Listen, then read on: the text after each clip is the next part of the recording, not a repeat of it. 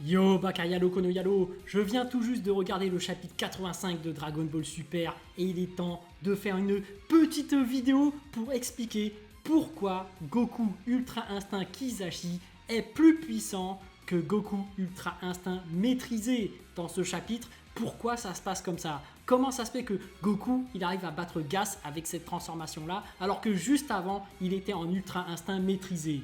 Eh ben c'est très simple les amis. Oui, je vais vous réexpliquer comment ça se passe, parce que ça fait un moment que je réexplique toujours la même chose, mais je vais devoir me répéter. Oui, évidemment. Donc on va procéder tranquillement, ne t'inquiète pas, prends de l'aspirine, parce que ce chapitre il est compliqué mine de rien. En termes de cohérence de puissance, tout l'arc est compliqué, mais ça y est, je pense avoir compris. Bien évidemment, je ne possède pas la vérité absolue, je vais faire comme une sorte de théorie pour expliquer toute cette puissance, mais comme tu peux le voir Toto, je continue à croire en toi. Oui Toto, je te soutiens, n'oublie pas. Bon, bref, Dragon Ball Super, je dois rappeler que c'est un manga d'arts martiaux divins. Donc le fil rouge de tout le manga, c'est Goku dans son évolution dans la puissance divine. Dans la culture, on découvre en même temps la culture divine, mais en même temps, il progresse dans les arts martiaux divins. Donc on suit son évolution dans les arts martiaux divins. Et qu'est-ce que c'est les arts martiaux divins? C'est cet aspect divin qui est totalement différent du côté humain, commun des mortels, parce que tu passes un gap au-dessus.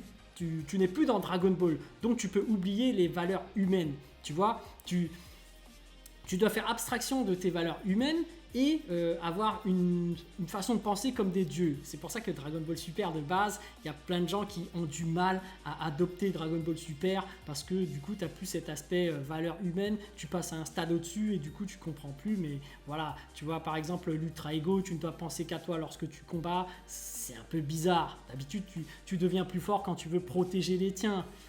Pour l'Ultra Instinct, quand tu dois faire le vide dans ton esprit, laisser ton corps agir tout seul et que ça fait que tu deviens plus fort, les gens ils pètent un câble, ils se disent non mais attends, normalement c'est quand tu veux protéger les tiens que tu deviens plus fort, donc il y a des gens qui pètent un câble.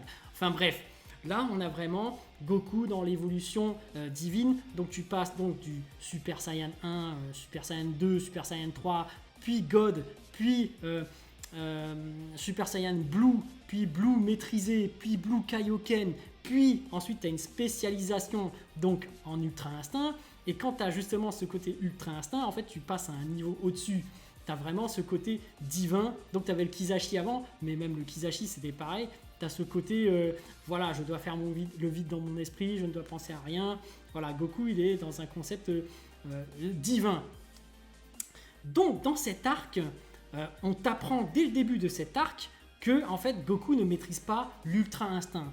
Whis dit à Goku que en fait c'est pas une transformation l'Ultra Instinct, c'est un état. Donc en fait tu dois avoir en même temps la transformation et l'état pour maîtriser vraiment l'Ultra Instinct. Attention, je le répète, c'est une théorie. Donc là Goku il apprend ça, donc tu sais déjà que le fil rouge de cet arc, en fait, c'est Goku qui va maîtriser l'état Ultra Instinct. En tout cas, son objectif, c'est de maîtriser l'Ultra Instinct complet. Donc transformé en argenté et maîtrisé totalement sans perdre de ki.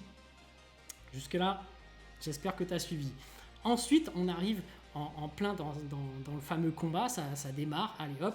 Tu as Goku qui arrive en forme normale, donc on va appeler ça l'état naturel. Voilà, l'état naturel. Donc tu as Goku qui est en état naturel, aucune transformation, voilà. Il est là, il commence à essayer de faire l'Ultra Instinct, donc il passe en état Ultra Instinct et il commence à esquiver des trucs. Donc il est en transformation normale, état Ultra Instinct. Il passe au niveau suivant, donc transformation Super Saiyan, donc c'est une transformation on va dire normale, et état Ultra Instinct. J'espère que là tu arrives à suivre. On va appeler ces transformations-là des transformations normales. Normales qui comprend donc Super Saiyan, God et SSJ Blue. Donc ensuite au fil du combat, on va voir qu'il va continuer. Il va arriver jusqu'à l'Ultra Instinct Blue et tenter de faire de l'Ultra Instinct Blue, de la transformation. Oh là là, je me perds. C'est compliqué, hein, attention. Il se transforme en SSJ Blue, état Instinct, état Ultra Instinct. Donc il n'y arrive pas au début. Et donc il se transforme finalement en Ultra Instinct et il se fait one shot. Il essaye en SSJ Blue d'appréhender cet état Ultra Instinct, mais il a quand même du mal, on le voit. Mais au bout d'un moment, parce que pour moi l'Ultra Instinct normal argenté quand il perd de l'énergie est équivalent à l'Ultra Ego de Vegeta, parce que j'avais dit ils étaient égaux. Sauf que en fait, l'Ultra Instinct maîtrisé, Vegeta ne maîtrise pas encore l'Ultra Ego pour moi, bah, c'est plus puissant en fait l'Ultra Instinct maîtrisé.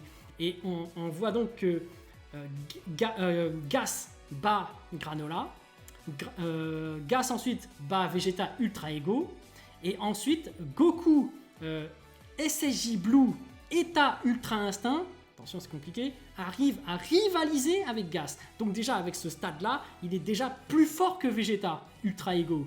Et c'est pour ça qu'après, il va arriver à jouer avec Gas et le téléporter pour ensuite gagner du temps. Enfin, quand je dis rivaliser, il est quand même plus faible que Gas, on est d'accord. Mais il arrive quand même à résister et à gagner du temps. Donc là, chapeau à Goku. Mais là, en l'occurrence, il se rend compte en gagnant du temps, il se retourne vers Whis, il fait mais attends, je comprends pas, qu'est-ce qui se passe, comment je fais pour la suite? Parce qu'il reste le Kizashi et l'Ultra Instinct. Mais le Kizashi état Ultra Instinct, c'est pas possible, puisque tu es déjà en état Ultra Instinct. C'est ça qui fait que tu te transformes en Kizashi, et c'est ça qui fait que tu te transformes en Ultra Instinct. Ça marche pas. Donc du coup, Whis lui dit mais en fait, tu dois rester toi-même. Tu dois avoir un état humain, un état Saiyan, un état originel. Donc en fait, on a affaire à un chiasme. Je m'explique, un oxymore plutôt, mais suivi d'un chiasme. Parce que tu avais déjà cet oxymore. Oxymore, c'est quand tu as deux attributs qui ne sont pas pareils. C'est-à-dire, au tout début, comme je te le disais, tu avais la forme normale et l'état ultra instinct. Donc c'est en opposition. Tu as un truc humain et tu as un truc divin. Donc tu as le Super Saiyan qui est une transformation humaine, enfin Saiyan, tu appelles ça comme tu veux, et un état divin. Donc ensuite tu poursuis comme tel, et dès que tu arrives à la transformation spécialisée état ultra Kizashi ou Ultra Instinct, bah, tu es déjà dans un truc divin qui est en opposition avec l'état originel, l'état humain. Tu vois ce que je veux dire? Donc tu as ce côté humain, divin, humain, divin, humain, divin, et à la fin tu te passes dans du divin humain, tu vois. Et c'est ça que Whis lui dit. En fait, là c'est l'inverse, tu vois. Ta transformation elle est divine, mais ton état doit être humain. Donc tu dois garder ta capacité de penser, ta façon d'agir humaine, tu vois. Parce que voilà, c'est exactement ça. Donc, et du coup là, Goku il commence à concevoir le truc. Donc c'est pour ça qu'il est parti réfléchir. Et dès qu'il a réfléchi, il s'est dit, mais attends, avant de passer à de l'ultra instinct état humain, état originel, bah, il faut que c'est plus simple de faire de la transformation Kizashi état originel, état humain, tu vois. Donc c'est pour ça que du coup il y a pensé, et du coup comme il maîtrisait déjà le Kizashi et que c'est la prochaine étape qu'il devait maîtriser, et ben là et du coup il est en Kizashi état originel, on va appeler ça. Et c'est pour ça qu'avec cette transformation état originel maîtrisé, on va appeler ça Kizashi maîtrisé, voilà, bah, c'est pour ça qu'il maîtrise Gas. Et donc pour moi, la prochaine étape, parce que ce ne sera pas fini, c'est que Goku, eh ben, il soit en Ultra Instinct argenté, donc maîtrisé, et état originel, donc état où il arrive à être lui-même. Donc voilà, ça c'est ma petite explication de puissance. On a vu que pour moi Goku Ultra Instinct normal avec état divin, bah, il est équivalent à Vegeta Ultra Ego. Et donc ensuite il l'a dépassé en fait grâce à son SSJ Blue état Ultra Instinct. Et pour moi là, bah, avec du Kizashi état originel, il est au-dessus de Vegeta Ultra Ego. Et donc pour moi il y aura une prochaine étape où voilà, il devrait être encore plus fort. Mais voilà, pour moi c'est ça ma théorie, mon explication du moins pour les puissances. Tu vois Toyotaro, j'arrive à te comprendre, hein, n'est-ce pas?